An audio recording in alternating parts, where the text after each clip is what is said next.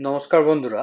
আজ আমরা শিখব কোনো অনলাইন যে আমরা বিভিন্ন সাইট সার্চ করি সেখান থেকে কোনো টেবিল আমরা কিভাবে এক্সেলে নিয়ে আসবো। তো ধরুন এখানে একটা সাইট আমি খুলেছি যেখানে আমি এই টেবিলটাকে এক্সেলে আনতে চাইছি। তো নর্মালি আমরা কি করি, এটাকে এইভাবে ধরে পুরো টেবিলটাকে কপি করি, করে আমরা এক্সেলে গিয়ে এটাকে ডাইরেক্ট পেস্ট করে দিই।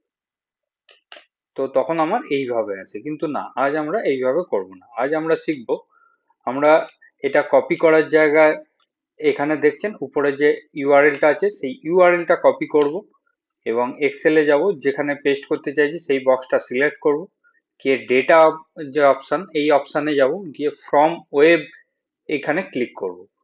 করলে দেখুন আমার একটা উইন্ডো খুলবে। এই ইউআরএল যে বক্সটা এসছে এখানে আমি ওই ইউআরএল যে কপি করেছি ওটা পেস্ট করে দেবো, দিয়ে ওকে করব।